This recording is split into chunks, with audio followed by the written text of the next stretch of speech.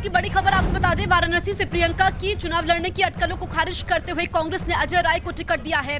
आपको बता दें कि 2014 में भी अजय राय वहां से चुनाव लड़े थे, लेकिन वो तीसरे नंबर पर रहे थे और प्रियंका वाड्रा की चुनाव लड़ने की अटकलें थी कि वो वाराणसी में प्रधानमंत्री मोदी को चुनौती देंगी। लेकिन अब कांग्रेस ने इन तमाम अटकलों को खारिज करते हुए अजय राय को प्रत्याशी बनाया है। अरुण सिंह हमारे सहयोगी फोन लाइन पर मौजूद है। अरुण, एक बार फिर से कांग्रेस ने अजय राय पर भरोसा किया है और प्रियंका वाड्रा की चुनाव लड़ने की अटकलें खत्म हो चुकी हैं।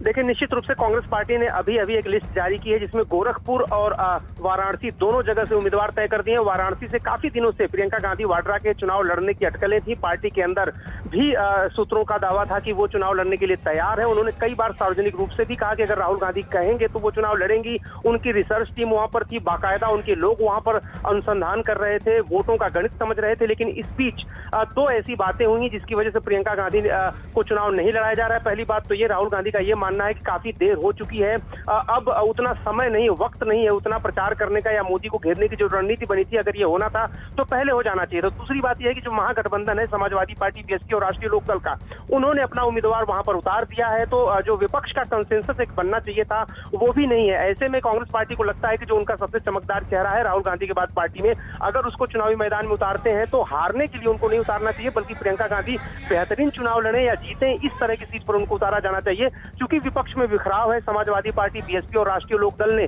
पहले ही अपना उम्मीदवार उतार दिया है और प्रियंका गांधी की उम्मीदवारी से विपक्ष का वोट और बढ़ता। अगर 2014 की आप बात करें, उस वक्त अरविंद केजरीवाल वहां गए थे चुनाव लड़ने, समाजवादी पार्टी, बीएसपी सारे दल अलग अलग लड़े थे। अजय राय ने कांग्रेस की तरफ से चुनाव लड़ा था, वहां 65-70 हजार उनको वोट भी मिले थे और इसलिए प्रियंका गांधी को इस बार चुनाव मैदान में नहीं उतारा गया। तो जो अटकलें थी, जो तमाम र्यूमर थे पहले और जो संभावनाएं थी, उन सबको खारिज किया है राहुल गांधी ने। जो बातें आप बता रहे हैं वो काफी अहम हो जाती है कि तमाम अटकलें अब खत्म हो चुकी हैं, प्रियंका गांधी वाराणसी से चुनाव नहीं लड़ेंगी।